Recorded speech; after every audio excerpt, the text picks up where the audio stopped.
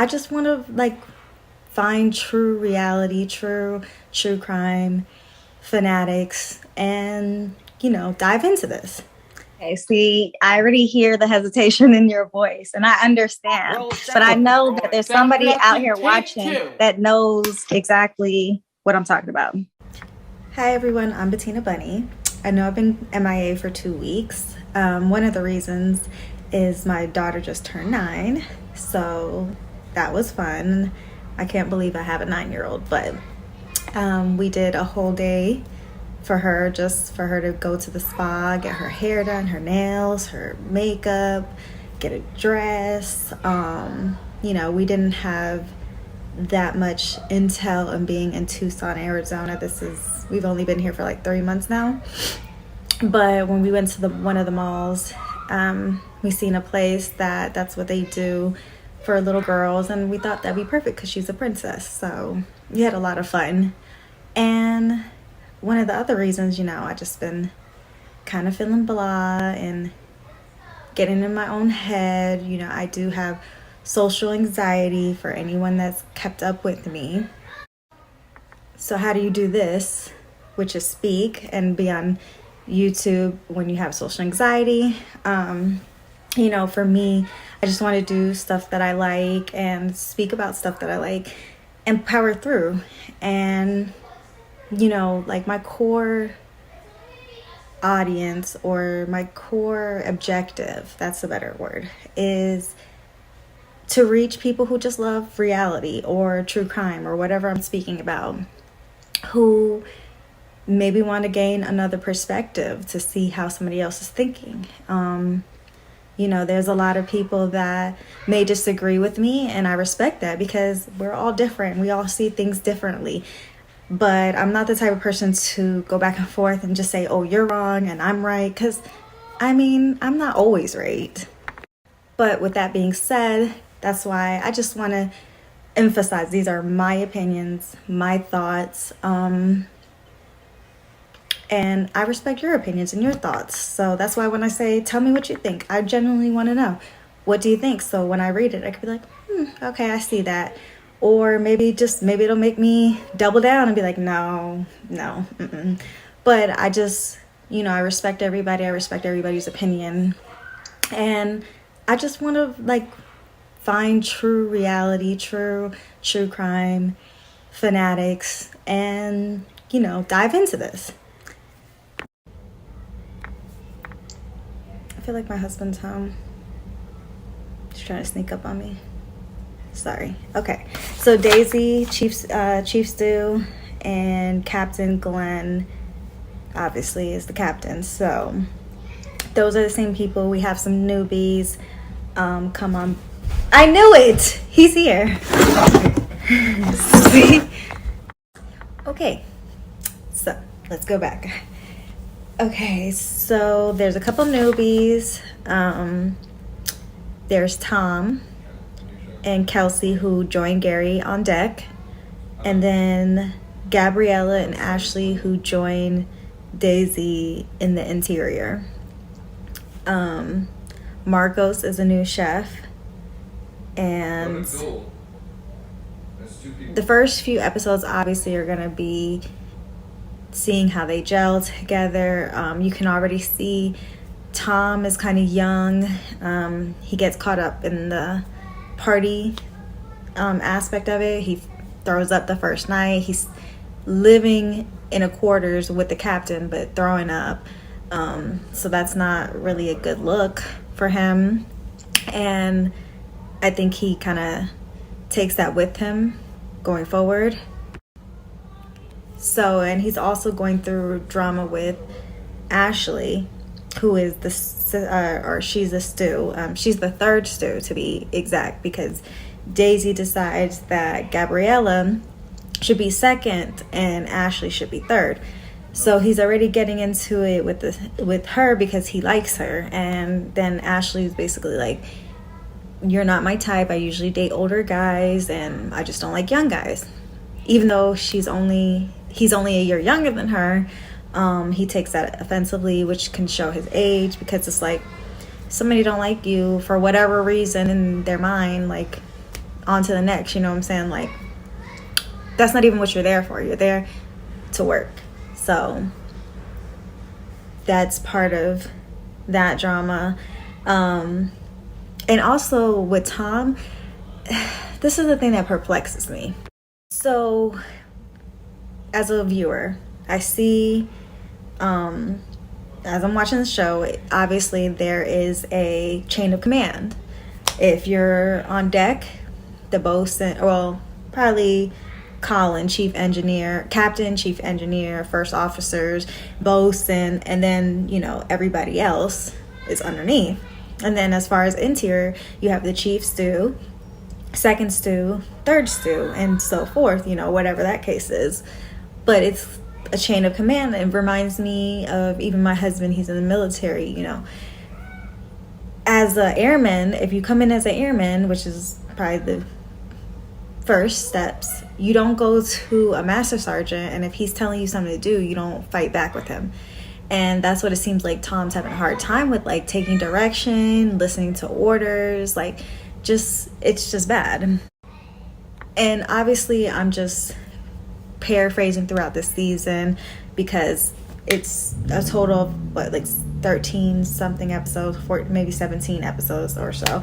So I'm just briefly touching on these, but that was the definite problem with Tom, just like not able to listen effectively. Like, I mean, even Colin's trying to talk to him, and Colin is one of the most even-keeled people that I've seen on the show, and he's just like really not trying to listen. He's trying to talk back.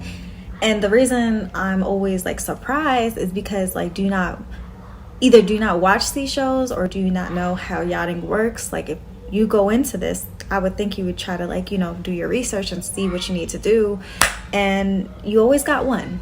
And so Tom was it. Tom was the one who just doesn't want to listen. And maybe it is because it's age. Maybe Ashley got something. So speaking of Ashley, I think the main reason she's not looking at Tom is because she just is instantly wanting Gary.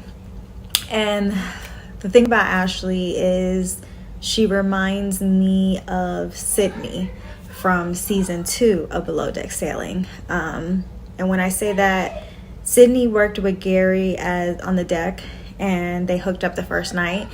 And after that, he wanted to see someone else, and she just could not take it. Like, he kept telling her, you know, we're just friends. That was a mistake.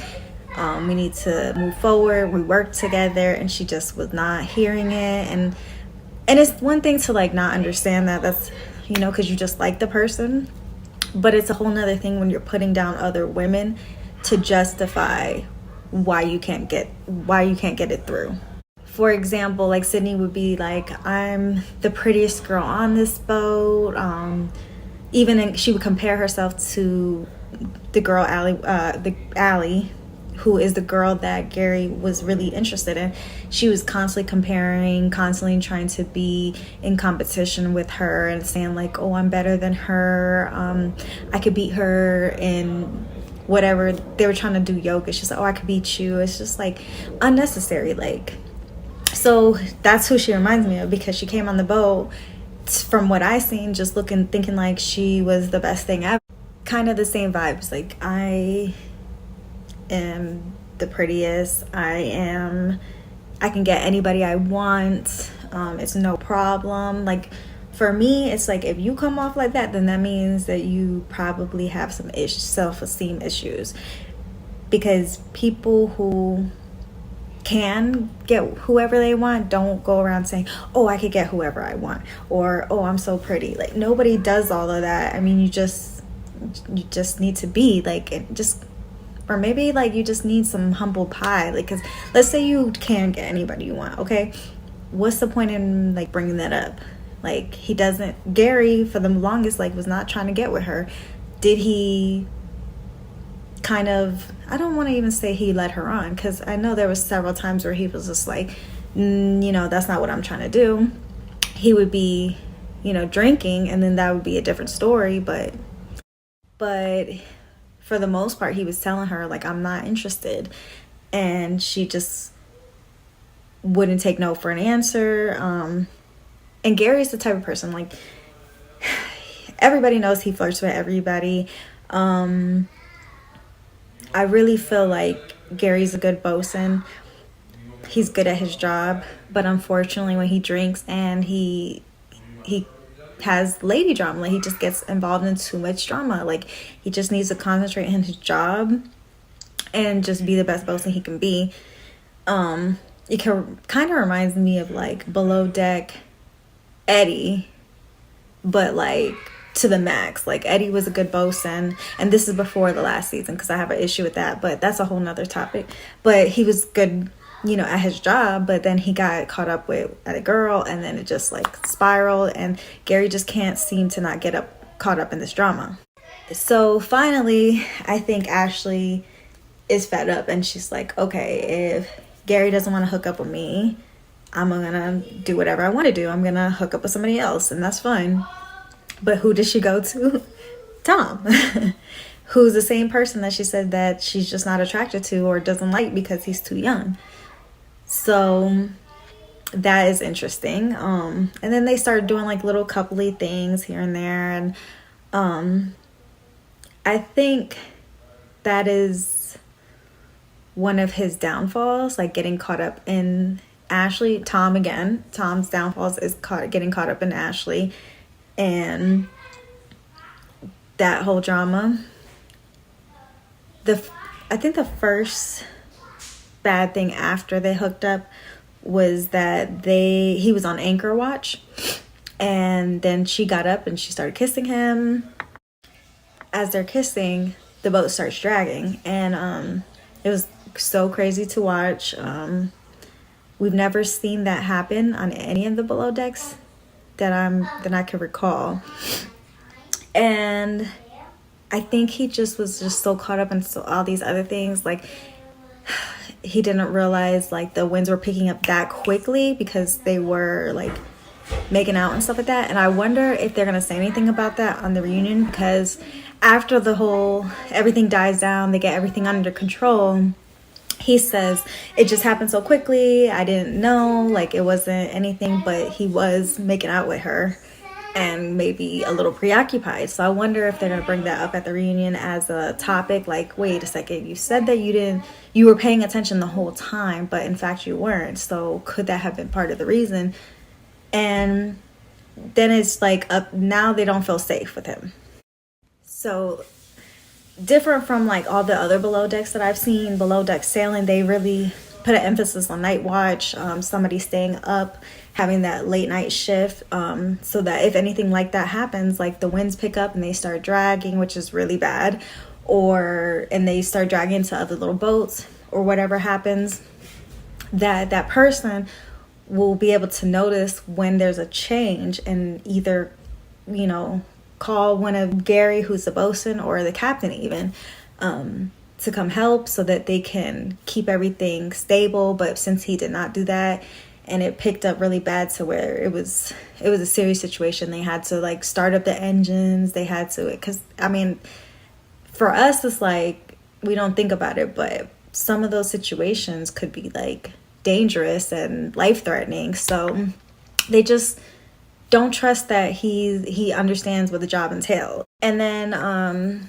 Captain Glenn, you know, he's telling Gary, I'm not sure what we're going to do about Tom. Do we keep him? Do we not? Do we let him go? Like that. I lost trust for him. And I just don't know. But they decide to, you know, keep him around, see what happens. And he's just like not really taking it seriously. Like not, like for me, if I make a mistake and I want to be there still, I'm going to like do above and beyond. And for him, he's just lollygagging really. He's not really trying to take ownership of the incident also. Not like, oh, it's my fault. I mean, winds happen, winds pick up, this stuff happens. But like, okay, maybe I wasn't as diligent as I could have been. And that's my fault. My bad. What can I do from now on? What will help me gain your trust back? Like he wasn't doing any of that, so they fired him. And do I think it was the right decision? I think so, because they bring in Barnaby, and he seems a little bit more understanding of his position and what he needs to do. But before we, I guess that's more of like, I just went through what happened with the deck team, like the main points, because I don't really think any other drama happened with them. Kelsey is also part of the deck team, and she's cool. Like, I don't have any issues with her. But at the same time, like, I guess because she didn't have drama too, so that's why we didn't really have anything going on with her. She was just always a part of the drama. I did like her and Gabriella's relationship, who was a second stew. She was there for her, and that was nice to see. And she was good at her job. So, that's all we could say. But I don't think she's coming back because she wants to be of her own ship. So, and I can't blame her for that. It is what it is. You gotta stay true to what you feel is right for you. So with that being said, I could talk about this. One of the guests, though, I'm not going to talk about all the guests, but Erica and her mom, Cindy, along with Erica's husband. I'm going to say that they probably are the worst guests I've ever seen on any season of Below Deck. And like Below Deck Med, Below Deck Sailing, Below Deck Down Under, because I'm watching that too. Never seen guests as horrible as them. They're just rude for no reason. And the husband, he was on something. Like, I don't know if it was coke or what, but you can tell he was tweaking, and it was bad. And he just had these outbursts, and everybody loved Marcos. And I haven't gotten to Marcos yet, but he's the new chef. Everybody loved Marcos and his food. Nobody really had anything bad to say, but he was saying that he wanted McDonald's instead of Marcos food.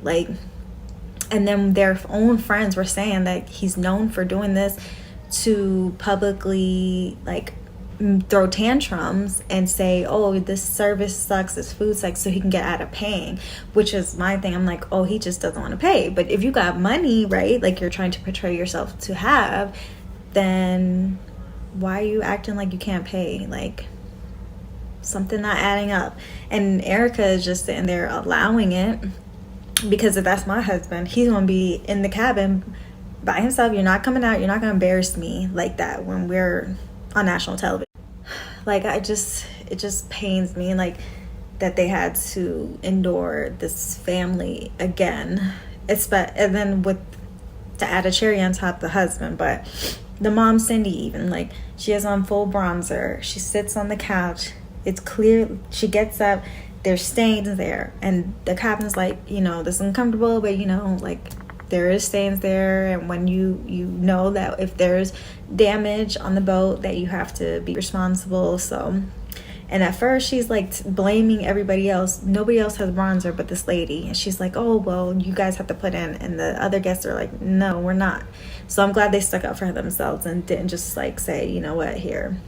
But it's it's sad that every time you come on a charter, your own guests don't like you. That should say something. You need to do some inward reflection. Don't come back on the show. Just work on yourselves. So now that I talked about all the deck stuff, mostly, and then I talked about the worst guest ever, which I didn't intend to just do section by section, but let's go with it. Back to interior. So Gabriella, who's the second stew, and Ashley start having a thing going on. Ashley wants so desperately to be the second stew that she tries everything in her power to not listen to Gabriella. She'll just stay around Daisy, try to get underneath Daisy to get her way. And Gabriella's like, this is what I need you to do, this is a list. And she starts telling Daisy oh, I don't appreciate the way she's telling me how to do things. It's her attitude, it's her, I'm scared. Which the thing I have about Ashley is you're using microaggressions towards a person of color saying that you're scared and she has an attitude just because you want to be the second stew so badly. And that's what I didn't like. I don't feel like Daisy supported Gabriella at all. I mean, I know there was one point where she said, listen, Gabriella is second stew, you're a third stew. When you get to be second stew and chief stew, you could do whatever you want. But it was kind of like, that's it. It wasn't like, listen, either you do what she needs you to do or you could leave. We can get you replaced. Like, but this whole thing like needs to stop. Like, that's what I'm saying about the chain of command. Like, I don't understand how these people come on the show and know that there is a chain of command and they get so confused at like what you're supposed to do. Like, she's your second stew. She needs you to do this, do it. So I'm bringing in my husband because I do force him to watch a lot of Bravo stuff with me, and he's caught up. But Below Deck series is kind of stuff that he likes on his own. Am I speaking out of pocket? No, you're right. I like Below Deck. I like Below Deck. All the Below Decks. So he's like... And Andy. Oh, you like Andy? Yeah, he's pretty funny. Okay. So this is something that he actually likes. And I have my real husband of Bravo who watches... Real Men Watch Bravo. I have that shirt for him because he does. But so... We're talking about the Ashley and Gabriella drama. Like, how do you feel about it as, I guess, being a person of color and seeing that dynamic? For me, it's just, I can only imagine how it is for Gabriella to be in that industry because, first thing first, I haven't seen that many colored people on it, like maybe ones and twos here. So to be in a predominant Caucasian industry and try to prove your worth, to have this girl undermine your every authority and never have the support from your chief stew to like, yo, listen, am I second in charge or am I not? Because you giving me this, I'm delegating this down and I'm taking what I could do and everything like that, just like any other work environment. But here she doesn't have the support so much that it causes her to leave and everything like that. Do I think she should have stuck it out and everything like that? Possibly, but at the end of the day, like, your own personal mental health is more important than anything. So I haven't touched on her leaving, but yes, Gabriella does leave. I really liked Gabriella. I thought that she was good at what she did. Like, she was good with the guests. You remember that? Mm-hmm. Oh, I said I was going to talk about more guests, but that one guy who was just being so forward with her, mm-hmm. and she wasn't rude. She was just like, I think you need to go to bed. Mm-hmm. I think it's time. But he was being sexually inappropriate with her, and she handled that. She didn't make a big deal about it, even though, I mean, I would have felt uncomfortable personally. But she handled it, and she was good at... I'm trying to figure out if we've seen a lot of her decorating skills. I don't think she had an issue. Like, I don't know. No, she was good. I think she did the first night or whatever with that couple with the... Yeah. But to topping off of that, like, that guy, he should know, like, come on, especially being a man of color, like, he should definitely know the difference. Like, yo, listen, first thing first, this girl right here, she's just like me, and making her job harder than what it already is. But he was drunk too. He was drunk too, but being drunk is not an excuse. No, it's not an excuse. It's not an excuse though, because he shouldn't have been talking to her like that, like no matter what. Yeah. And like I said, she handled herself extremely well. I don't know anybody that could have handled herself any better than that, and I've been watching it a long time. I don't know anybody that could have handled that. So kudos to her for handling that. Hopefully she does get another opportunity because she deserves it, because she just needs somebody with the support and the backing. I think like the main problem I had was that after she left, because we don't talk about that, but she finally can't take it anymore. She's kind of spiraling, and I only say spiraling is when you start, either you get in your own head and you just like can't get out of it. I think we've all kind of been there. So I just think she just couldn't get herself back to where she needed to be in a headspace, because she's she doesn't feel appreciated. She doesn't feel like, like you said, she doesn't feel like she has authority. And this person's making it harder for her every step of the way. And then you throw out these topics like, oh, I'm scared of you. Or you have an attitude. And it's like... the intimidation factor. And it's only doing that because she is colored. A lot of people be like, oh, color ain't got nothing to do with it. But it is, because it's a proven fact. I go into an elevator. I got a hoodie on or whatever the case is. I go into the elevator with a Caucasian lady. 9 out of 10 times, especially when I was growing up, she's grabbing her purse or anything like that or moving away. So it's the same thing. It's the intimidation. I've never seen that in any other kind of dynamic. I've never seen like two of the stews that were Caucasian say, I'm scared to talk to you, or you have an attitude problem. Never seen it in any of the franchises. So I just feel like she just utilized that. I think Ashley's used to getting her way a lot, and she wasn't, so she was throwing tantrums, and Daisy allowed it. But that doesn't really bother me. I mean, it bothers me, but what bothers me more, let me put it that way, is that after Daisy watches it, Daisy, Allie, and Danny from season 2 have a podcast together, and they were talking about it, and she still was like, I feel bad for her that she felt like that, but I think it was just all in her head. It's like you still don't understand her. You're still not hearing what the problem is. It's not that she just was in her own head. That's not what it was. Okay, so I just feel like it's a diversity issue.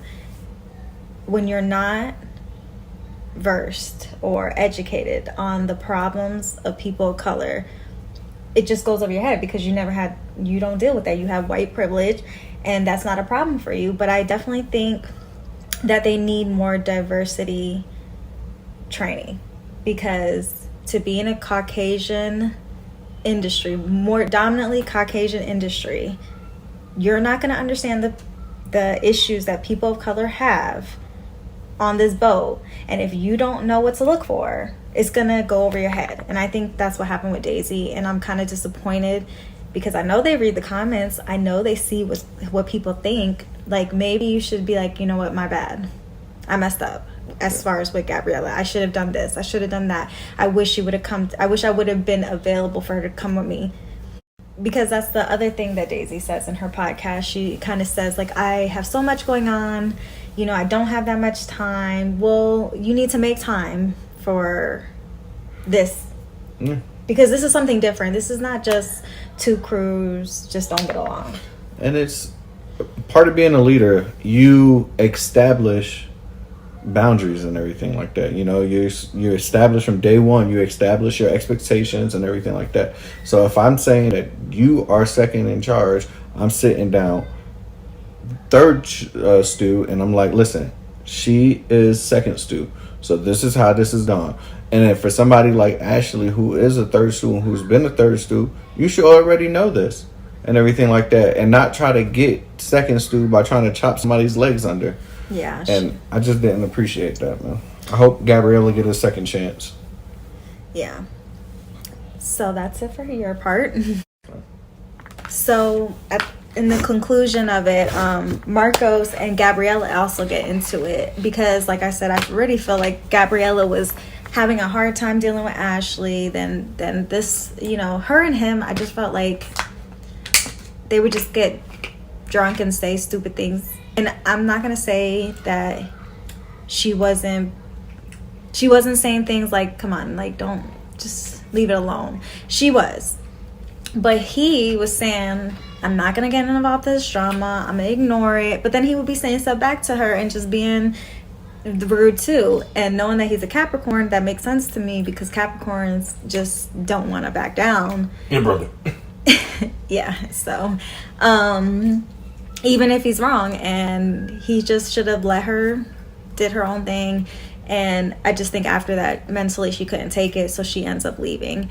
And I wish she would have stayed because I like. So Gabriella is replaced by Scarlett, and immediately we all know that Gary is gonna try to get up on that, which he does automatically. But the thing is, after Tom leaves, Ashley forces, and I'm saying forces, I'm going to say that, Gary to do it with her. And it was so weird because they, on the audio, because you can't see what's going on, but you can see like they write it in the conversations, and he's like, wait, what are you doing? And she was like, oh, you know, like, you're in me now, like.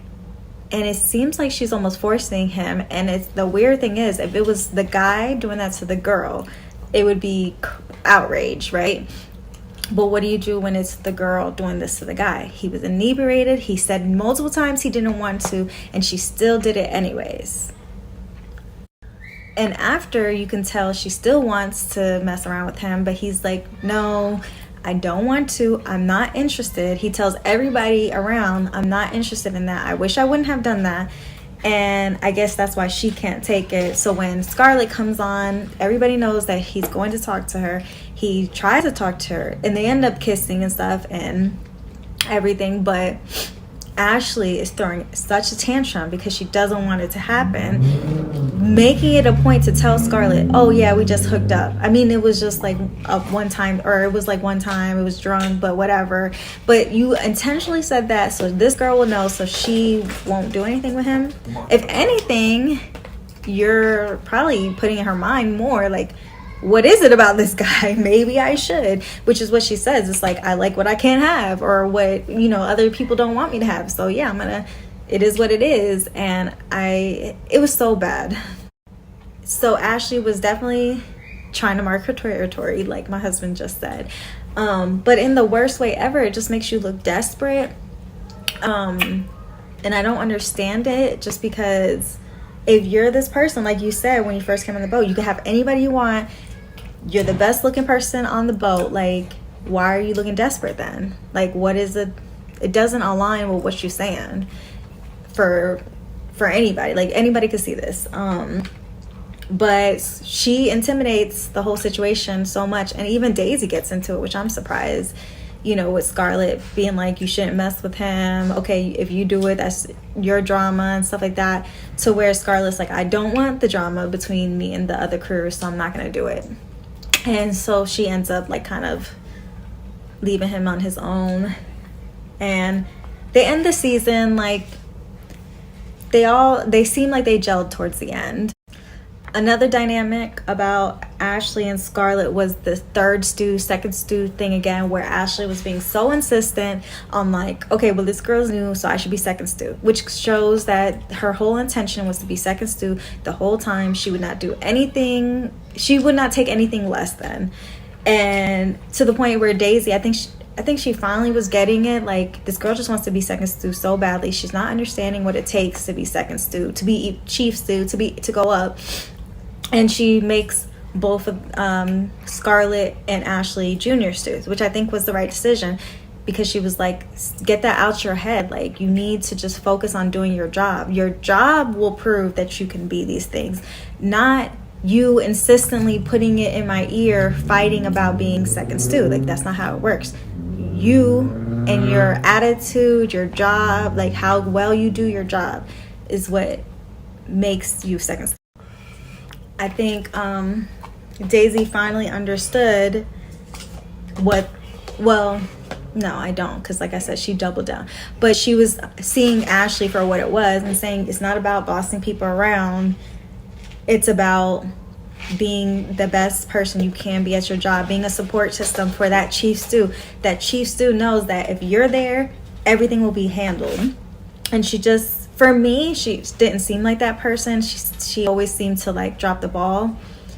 Watching it, like even the wedding episode, I just felt like the setup was kind of like minimal. Like if I want to do a wedding and I'm there and I'm paying $80,000 or more, like I need something more than just a little tent, a little walkway, and that's it. Like, that's my opinion. I mean, they seem to love it. I mean, they were good guests though.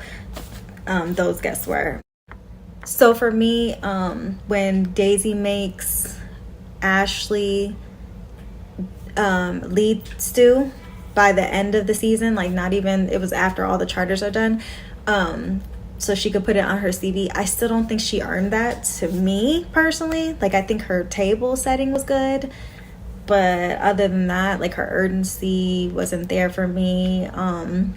Her attention to the guests wasn't there for me. To go above and beyond, I didn't see that. But she did get leads too, so, you know, I'm not the Chiefs too. Obviously, I didn't talk about Marcos, or a little bit about Marcos, just with Gabriella. But I can say that he looks like he's a good chef. Like, everything he made, I want to eat. I would definitely love to go to his restaurant in LA, because I think he's opened up a restaurant there, and he's not coming back for another season. So he's probably ranked up there with the best chefs that we've seen. Rachel's another good chef on Below Deck. Who's another good chef, Joe? Do you remember? The dude, but he was just really inappropriate. You know what I'm talking about? No, Andrew or something like that. Andrew. He had like too many like sexual innuendos. He had long hair. You know I think no, yeah, but I don't remember his name. Okay, well, speaking of chefs, like, he's probably one of the top tier chefs that I've seen on the show. His ability to adapt also works for him. He's not like on Below Deck, Down Under. I don't know if you've seen it. I'll probably do my whole spiel on that because that season's about to end also. But the chef on there, every time they would say, well, the customer wants this, the customer doesn't like that, he's like, oh, you need to tell the customer what to do. You need to be in charge of the customer. Whereas Marcos was complete opposite. He's like, okay, good. Yeah, cool. I got it. Like, okay. He would look at all the preferences. He would figure it out. He didn't complain. So I liked him as far as like the chef. And it's like when you have that level of chef and then they don't come back, like, that's kind of sad because it's like, who are we going to get next? And he was good energy. That he had a little bromance with Gary and Colin, so I like to see that. When he was out of the drama with a girl, which I didn't like, he was really good. So, but he ends up scalping his head during the season. And when I say I was traumatized, so I can't even imagine how he feels. Like, I've never seen an injury that bad on any Below Deck franchise ever. Like, and I had to watch that twice because I watched it on my own before my husband came home from his deployment, and then we caught up again, so I rewatched it. So I seen it twice, and every time I literally my body gets instant reaction. Like, I can't believe that happened. Like, and it was in the midst of them sailing, and I just felt bad for him. But he, like, the reason I respect him is because he just was like putting a bandage on it. He's like, I gotta cook though. I gotta cook. Like, let's go. He didn't leave, and I was like, couldn't be me. Okay, if I get a little scratch, I'm like out. So I really do respect him, and I think, you know, I'm sad that he's not gonna come back. I wish he would, but, you know, obviously got to do what's right for you. I'm a big believer in doing what's right for you, what you feel is right. So much luck to Marco. So that basically concludes season 3. That was the main topics that, stood out to me anyways. Let me know if anything else stood out to you in a specific way. I think I kind of glazed on the Ashley and Gary thing though, because I'm very interested to see what the fan base is gonna say. I know from what I read, a lot of people have been on saying Ashley basically forced herself onto Gary and it's not right and she should have been fired, and I agree 100%, because if it was anybody else in the any other guy in the situation, we would have wanted that. And I just think if Ashley would have left, then maybe it wouldn't have been so hard for Gabriella. Maybe. I don't know. We just won't know. And so I heard that Ashley is not going to be on the reunion, which I feel like is cowardly, because she knows what people have been saying on social media about her and she doesn't want to answer the questions. And I think that's lame. I mean, you did it. You doubled down on it on your confessionals, and now you don't want to answer up to it. Like, it's just lame to me. And so you can look up the first look at the season 3 reunion looks or whatever for Below Deck Sailing, and you'll see like she's not there, but I don't know that for 100% fact. Maybe she comes in, who knows. But if she doesn't, bon voyage, don't come back.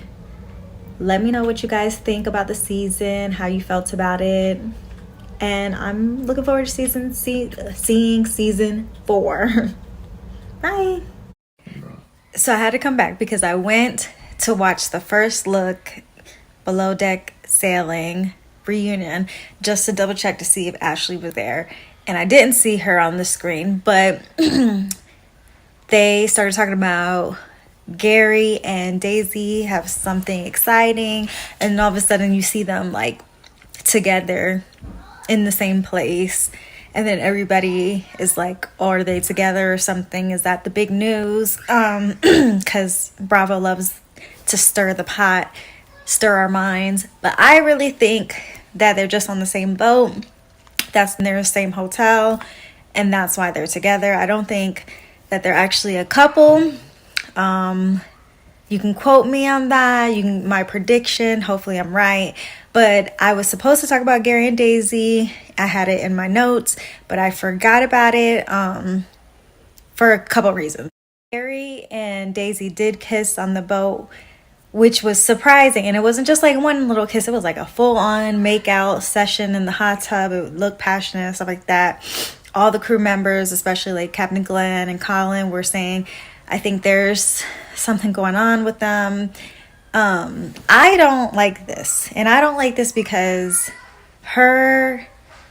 Daisy, Allie, and Danny from season 2 have a podcast. They're still friends.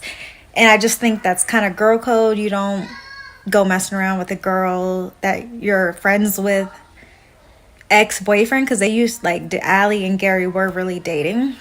Even if I could see Allie saying she doesn't care, she has a baby and stuff, I just think it's like no go. That's not good. Not a good look for Daisy. She knows how Gary is, so I really hope this isn't a thing and it just plays itself out. So I'm hoping that after this season that'll be it. I mean, towards one of the last episodes, or the last episode, it did look like, Daisy wanted something more, or just a bang or whatever the case may be. I just hope she doesn't go there. You don't need to. Just be the chief stew like we know you are when you guys are not doing a charter. You're fun, you're vivacious, no drama. Just keep it like that. That's my opinion. We'll see what happens, because I'm pretty sure Daisy and Gary will be back. I mean, I can't see them not coming back, and probably Colin too. I don't know about the other ones, but yeah, so that is what I think about that. I'm done, okay? For real this time. Bye.